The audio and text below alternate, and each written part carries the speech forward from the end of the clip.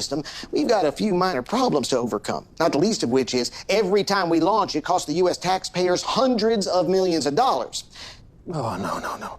Yes? If you want to save money, why don't you land the booster rockets instead of letting them drop in the ocean?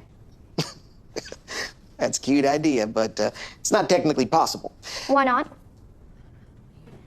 Well, it's hard to explain. The math is pretty complicated. Perhaps I could help you with it. I bet you could.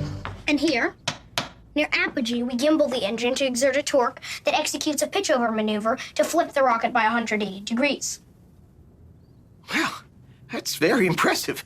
Thank you very much for taking the time. I'm not done. Oh, sorry. Needless to say, we use a PID controller to minimize the dispersions to the landing site. Anything else? Yes. I'd like a glass of water. It's time to take my Xanax.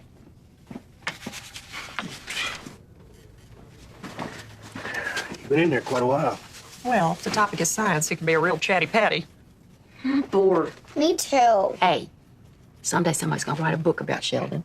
Don't you want there to be a chapter about how loving and supportive you two were? Doesn't matter. I ain't reading it.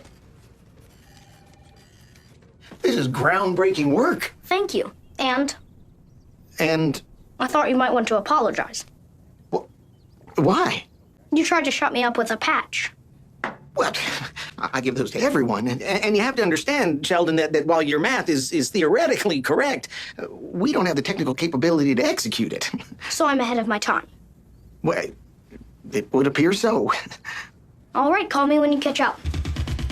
We can go now.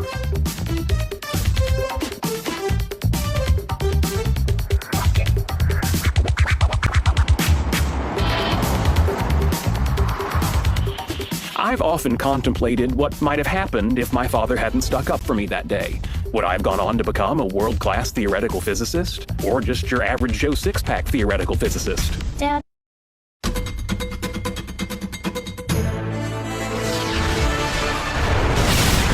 For the first time, SpaceX has successfully landed its Falcon 9 rocket on a drone ship in the Atlantic Ocean.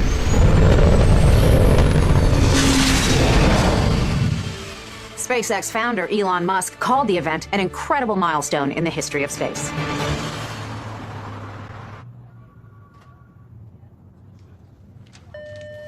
Elon, the CNN reporter's here to talk to you. Hang on.